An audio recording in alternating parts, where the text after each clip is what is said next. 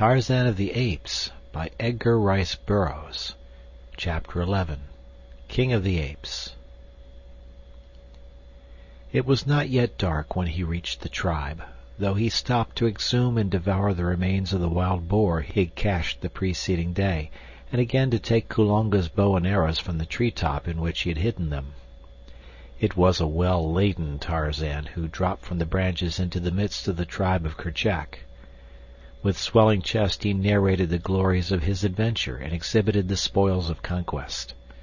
Kerchak grunted and turned away, for he was jealous of this strange member of his band. In his little evil brain he sought for some excuse to wreak his hatred upon Tarzan. The next day Tarzan was practicing with his bow and arrows at the first gleam of dawn. At first he lost nearly every bolt he shot, but finally he learned to guide the little shafts with fair accuracy, and ere a month had passed he was no mean shot, but his proficiency had cost him nearly his entire supply of arrows. The tribe continued to find the hunting good in the vicinity of the beach, and so Tarzan of the Apes varied his archery practice with further investigation of his father's choice, though little store of books. It was during this period that the young English lord found hidden in the back of one of the cupboards in the cabin a small metal box. The key was in the lock, and a few moments of investigation and experimentation were rewarded with the successful opening of the receptacle. In it he found a faded photograph of a smooth-faced young man, a golden locket studded with diamonds, linked to a small gold chain, a few letters, and a small book. Tarzan examined these all minutely. The photograph he liked most of all, for the eyes were smiling, and the face was open and frank. It was his father. The locket, too, took his fancy, and he placed the chain about his neck in imitation of the ornamentation he had seen to be so common among the black men he had visited. The brilliant stones gleamed strangely against his smooth brown hide. The letters he could scarcely decipher, for he had learned little or nothing of script, so he put them back in the box with the photograph and turned his attention to the book. This was almost entirely filled with fine script, but while the little bugs were all familiar to him, their arrangement and the combinations in which they occurred were strange and entirely incomprehensible. Tarzan had long since learned the use of the dictionary, but much to his sorrow and perplexity it proved of no avail to him in this emergency. Not a word of all that was writ in the book could he find, and so he put it back in the metal box, but with a determination to work out the mysteries of it later on. Little did he know that this book held between its covers the key to his origin, the answer to the strange riddle of his strange life. It was the diary of John Clayton, Lord Greystoke, kept in French, as had always been his custom. Tarzan replaced the box in the cupboard, but always thereafter he carried the features of the strong, smiling face of his father in his heart, and in his head a fixed determination to solve the mystery of the strange words in the little black book. At present he had more important business in hand, for his supply of arrows was exhausted, and he must needs journey to the black men's village and renew it. Early the following morning he set out, and traveling rapidly, he came before midday to the clearing. Once more he took up his position in the great tree, and as before he saw the women in the fields and the village street, and the cauldron of bubbling poison directly beneath him. For hours he lay awaiting his opportunity to drop down unseen and gather up the arrows for which he had come, but nothing now occurred to call the villagers away from their homes. The day wore on, and still Tarzan of the Apes crouched above the unsuspecting woman at the cauldron. Presently the workers in the fields returned. The hunting warriors emerged from the forest, and when all were within the palisade the gates were closed and barred. Many cooking pots were now in evidence about the village. Before each hut a woman presided over a boiling stew, while little cakes of plantain and cassava puddings were to be seen on every hand. Suddenly there came a hail from the edge of the clearing. Tarzan looked. It was a party of belated hunters returning from the north, and among them they half led, half carried a struggling animal. As they approached the village, the gates were thrown open to admit them, and then, as the people saw the victim of the chase, a savage cry rose to the heavens, for the quarry was a man. As he was dragged, still resisting, into the village street, the women and children set upon him with sticks and stones, and Tarzan of the Apes, young and savage beast of the jungle, wondered at the cruel brutality of his own kind. Sheeta, the leopard, alone of all the jungle folk, tortured his prey. The ethics of all the others meted a quick and merciful death to their victims. Tarzan had learned from his books but scattered fragments of the ways of human beings.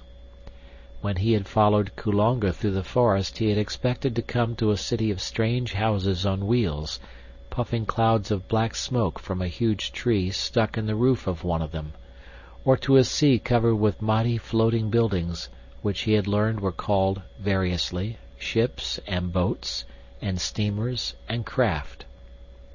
He had been sorely disappointed with the poor little village of the blacks, hidden away in his own jungle, and with not a single house as large as his own cabin upon the distant beach. He saw that these people were more wicked than his own apes, and as savage and cruel as Sabor herself. Tarzan began to hold his own kind in low esteem. Now they had tied their poor victim to a great post near the center of the village, directly before Mbonga's hut, and here they'd formed a dancing, yelling circle of warriors about him, alive with flashing knives and menacing spears. In a larger circle squatted the women, yelling and beating upon drums. It reminded Tarzan of the Dum-Dum, and so he knew what to expect. He wondered if they would spring upon their meat while it was still alive. The apes did not do such things as that. The circle of warriors about the cringing captive drew closer and closer to their prey as they danced in wild and savage abandon to the maddening music of the drums. Presently a spear reached out and pricked the victim. It was the signal for 50 others. Eyes, ears, arms, and legs were pierced. Every inch of the poor writhing body that did not cover a vital organ became the target of the cruel lancers. The women and children shrieked their delight. The warriors licked their hideous lips in anticipation of the feast to come, and vied with one another in the savagery and loathsomeness of the cruel indignities with which they tortured the still conscious prisoner. Then it was that Tarzan of the Apes saw his chance. All eyes were fixed upon the thrilling spectacle at the stake. The light of day had given place to the darkness of a moonless night, and only the fires in the immediate vicinity of the orgy had been kept alight to cast a restless glow upon the restless scene. Gently the lithe boy dropped to the soft earth at the end of the village street. Quickly he gathered up the arrows, all of them this time, for he had brought a number of long fibers to bind them into a bundle. Without haste he wrapped them securely, and then, ere he turned to leave, the devil of capriciousness entered his heart. He looked about for some hint of a wild prank to play upon these strange, grotesque creatures, that they might be again aware of his presence among them. Dropping his bundle of arrows at the foot of the tree, Tarzan crept among the shadows at the side of the street until he came to the same hut he had entered on the occasion of his first visit. Inside all was darkness, but his groping hands soon found the object for which he sought, and without further delay he turned again toward the door. He had taken but a step, however, ere his quick ear caught the sound of approaching footsteps immediately without. In another instant the figure of a woman darkened the entrance of the hut. Tarzan drew back silently to the far wall, and his hand sought the long, keen hunting knife of his father. The woman came quickly to the center of the hut. There she paused for an instant, feeling about with her hands for the thing she sought. Evidently it was not in its accustomed place, for she explored ever nearer and nearer the wall where Tarzan stood. So close was she now that the ape-man felt the animal warmth of her naked body. Up went the hunting knife, and then the woman turned to one side, and soon a guttural "ah" proclaimed that her search had at last been successful. Immediately she turned and left the hut, and as she passed through the doorway, Tarzan saw that she carried a cooking pot in her hand. He followed closely after her, and as he reconnoitered from the shadows of the doorway, he saw that all the women of the village were hastening to and from the various huts with pots and kettles. These they were filling with water, and placing over a number of fires near the stake where the dying victim now hung, an inert and bloody mass of suffering. Choosing a moment when none seemed near, Tarzan hastened to his bundle of arrows beneath the great tree at the end of the village street. As on the former occasion, he overthrew the cauldron before leaping, sinuous and cat-like, into the lower branches of the forest giant. Silently he climbed to a great height until he found a point where he could look through a leafy opening upon the scene beneath him. The women were now preparing the prisoner for their cooking pots, while the men stood about resting after the fatigue of their mad revel. Comparative quiet reigned in the village. Tarzan raised aloft the thing he had pilfered from the hut, and with aim made true by years of fruit and coconut throwing, launched it toward the group of savages. Squarely among them it fell, striking one of the warriors full upon the head and felling him to the ground. Then it rolled among the women and stopped beside the half-butchered thing they were preparing to feast upon. All gazed in consternation at it for an instant, and then, with one accord, broke and ran for their huts. It was a grinning human skull which looked up at them from the ground. The dropping of the thing out of the open sky was a miracle well aimed to work upon their superstitious fears. Thus Tarzan of the Apes left them filled with terror at this new manifestation of the presence of some unseen and unearthly evil power which lurked in the forest about their village. Later, when they discovered the overturned cauldron and that once more their arrows had been pilfered, it commenced to dawn upon them that they had offended some great god by placing their village in this part of the jungle without propitiating him. From then on an offering of food was daily placed below the great tree from whence the arrows had disappeared, in an effort to conciliate the Mighty One.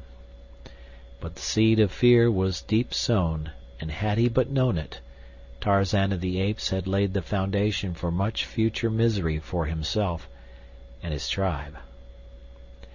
That night he slept in the forest not far from the village, and early the next morning set out slowly on his homeward march, hunting as he traveled. Only a few berries and an occasional grub worm rewarded his search, and he was half famished when, looking up from a log he had been rooting beneath, he saw Sabor, the lioness, standing in the center of the trail not 20 paces from him. The great yellow eyes were fixed upon him with a wicked and baleful gleam, and the red tongue licked the longing lips as Sabor crouched, worming her stealthy way, with belly flattened against the earth. Tarzan did not attempt to escape. He welcomed the opportunity for which, in fact, he had been searching for days past, now that he was armed with something more than a rope of grass. Quickly he unslung his bow and fitted a well-daubed arrow, and as Sabor sprang, the tiny missile leaped to meet her in mid-air. At the same instant Tarzan of the Apes jumped to one side, and as the great cat struck the ground beyond him, another death-tipped arrow sunk deep into Sabor's loin. With a mighty roar the beast turned and charged once more, only to be met with a third arrow full in one eye, but this time she was too close to the ape-man for the latter to sidestep the onrushing body. Tarzan of the Apes went down beneath the great body of his enemy, but with gleaming knife drawn and striking home. For a moment they lay there, and then Tarzan realized that the inert mass lying upon him was beyond power ever again to injure man or ape. With difficulty he wriggled from beneath the great weight, and as he stood erect and gazed down upon the trophy of his skill, a mighty wave of exultation swept over him. With swelling breast he placed a foot upon the body of his powerful enemy, and throwing back his fine young head, roared out the awful challenge of the victorious bull ape. The forest echoed to the savage and triumphant paean. Birds fell still, and the larger animals and beasts of prey slunk stealthily away, for few there were of all the jungle who sought for trouble with the great anthropoids. And in London another Lord Greystoke was speaking to his kind in the House of Lords, but none trembled at the sound of his soft voice. Sabor proved unsavory eating even to Tarzan of the Apes, but hunger served as a most efficacious disguise to toughness and rank tastes, and ere long, with well-filled stomach, the ape-man was ready to sleep again. First, however, he must remove the hide, for it was as much for this as for any other purpose that he had desired to destroy Sabor. Deftly he removed the great pelt, for he had practiced often on smaller animals. When the task was finished, he carried his trophy to the fork of a high tree, and there, curling himself securely in a crotch, he fell into deep and dreamless slumber. What with loss of sleep, arduous exercise, and a full belly, Tarzan of the Apes slept the sun around, awakening about noon of the following day. He straightway repaired to the carcass of Sabor, but was angered to find the bones picked clean by other hungry denizens of the jungle. Half an hour's leisurely progress through the forest brought to sight a young deer, and before the little creature knew that an enemy was near, a tiny arrow had lodged in its neck. So quickly the virus worked that at the end of a dozen leaps the deer plunged headlong into the undergrowth, dead. Again did Tarzan feast well, but this time he did not sleep.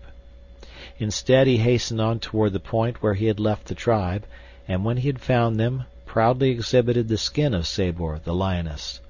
"Look!" he cried. "Apes of Kerchak, see what Tarzan the mighty killer has done! Who else among you has ever killed one of Numa's people? Tarzan is mightiest amongst you, for Tarzan is no ape. Tarzan is—" But here he stopped, for in the language of the anthropoids there was no word for man, and Tarzan could only write the word in English. He could not pronounce it. The tribe had gathered about to look upon the proof of his wondrous prowess and to listen to his words. Only Kerchak hung back, nursing his hatred and his rage. Something suddenly snapped in the wicked little brain of the anthropoid. With a frightful roar, the great beast sprang among the assemblage. Biting and striking with his huge hands, he killed and maimed a dozen ere the balance could escape to the upper terraces of the forest. Frothing and shrieking in the insanity of his fury, Kerchak looked about for the object of his greatest hatred, and there, upon a nearby limb, he saw him sitting. "Come down, Tarzan, great killer!" cried Kerchak. "Come down and feel the fangs of a greater. Do mighty fighters fly to the trees at the first approach of danger?" And then Kerchak emitted the volleying challenge of his kind. Quietly Tarzan dropped to the ground. Breathlessly the tribe watched from their lofty perches as Kerchak, still roaring, charged the relatively puny figure. Nearly 7 feet stood Kerchak on his short legs. His enormous shoulders were bunched and rounded with huge muscles. The back of his short neck was as a single lump of iron sinew which bulged beyond the base of his skull, so that his head seemed like a small ball protruding from a huge mountain of flesh. His back-drawn, snarling lips exposed his great fighting fangs, and his little wicked bloodshot eyes gleamed in horrid reflection of his madness. Awaiting him stood Tarzan, himself a mighty muscled animal, but his 6 feet of height and his great rolling sinews seemed pitifully inadequate to the ordeal which awaited them. His bow and arrows lay some distance away where he had dropped them while showing Sabor's hide to his fellow apes, so that he confronted Kerchak now with only his hunting knife and his superior intellect to offset the ferocious strength of his enemy. As his antagonist came roaring toward him, Lord Greystoke tore his long knife from its sheath, and with an answering challenge as horrid and blood-curdling as that of the beast he faced, rushed swiftly to meet the attack. He was too shrewd to allow those long, hairy arms to encircle him, and just as their bodies were about to crash together, Tarzan of the Apes grasped one of the huge wrists of his assailant, and springing lightly to one side, drove his knife to the hilt into Kerchak's body, below the heart. Before he could wrench the blade free again, the bull's quick lunge to seize him in those awful arms had torn the weapon from Tarzan's grasp. Kerchak aimed a terrific blow at the ape-man's head with the flat of his hand, a blow which, had it landed, might easily have crushed in the side of Tarzan's skull. The man was too quick, and ducking beneath it, himself delivered a mighty one with a clenched fist in the pit of Kerchak's stomach. The ape was staggered, and what with the mortal wound in his side had almost collapsed when, with one mighty effort, he rallied for an instant, just long enough to enable him to wrest his arm free from Tarzan's grasp and close in a terrific clinch with his wiry opponent. Straining the ape-man close to him, his great jaws sought Tarzan's throat, but the young lord's sinewy fingers were at Kerchak's own before the cruel fangs could close on the sleek brown skin. Thus they struggled, the one to crush out his opponent's life with those awful teeth, the other to close forever the windpipe beneath his strong grasp while he held the snarling mouth from him. The greater strength of the ape was slowly prevailing, and the teeth of the straining beast were scarce an inch from Tarzan's throat when, with a shuddering tremor, the great body stiffened for an instant and then sank limply to the ground. Kerchak was dead.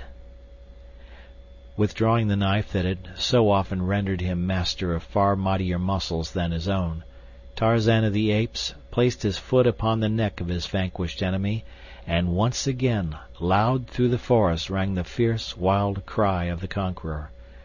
And thus came the young Lord Greystoke into the kingship of the apes. End of chapter.